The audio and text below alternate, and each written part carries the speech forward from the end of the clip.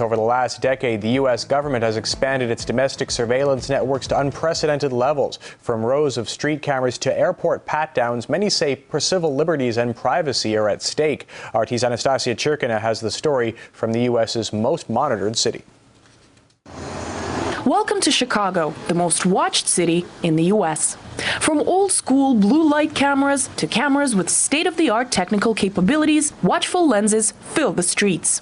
In what has been dubbed Operation Virtual Shield, thousands of public and privately owned security cameras have been put in place and linked together, creating a capsule of surveillance over the entire city more extensive than anywhere else in the United States.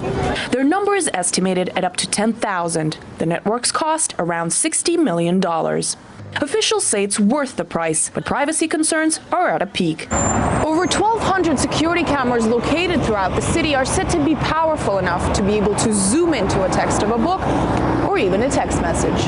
This is the image. A 37-page report from a renowned civil rights group, the ACLU, calls the network pervasive and unregulated. Things on cameras have shown up on the internet. The cameras have been pointed and used in a particular way, to oogle women or to, engage in some other sort of intrusive activity. We're going to stay in Chicago. To many, today's watch over Chicago is reminiscent of a very dark chapter in its history, when the Red Squad, special police units, spied on citizens. The Red Squad kept files on hundreds of thousands of individuals and tens of thousands of organizations. So it's in direct conflict with the First Amendment to the United States Constitution. From the 1920s to the 1970s, communist civil rights groups, anti-war movements, and many more were tracked. I believe the whole framework is erroneous. To journalist Salim Muwakil, the concept of privacy in the U.S. is long gone. We've become inured to this surveillance attitude that law enforcement has taken.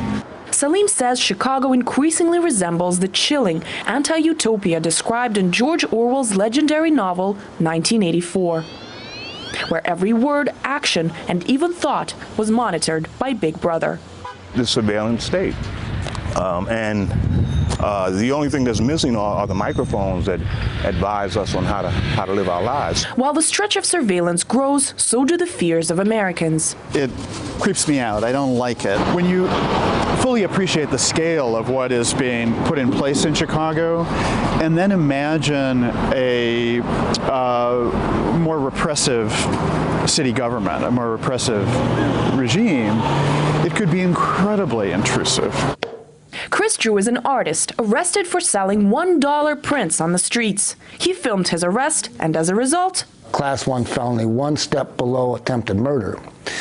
And that's 15 years, that's up to 15 years in a state prison. This is totally crazy. As officials' power to record people's movements expands, the power of the people to do the same is being squashed. When they hook all these things up and are able to follow people all around the city, and at the same time they're telling us that we can't even gather the information we need to go to court, well, that represents a thorough and complete police state. Another worry, a taboo on questioning surveillance methods. Post 9/11 orientation that anti-terrorist concerns trump any other value.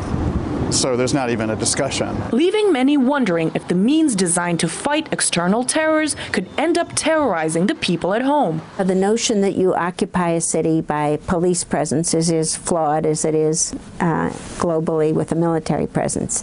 It's not the problem, and it doesn't address the problem. It doesn't make us safer. Caught in the camera's eye, Americans are beginning to question its real focus and to wonder how to shutter their privacy.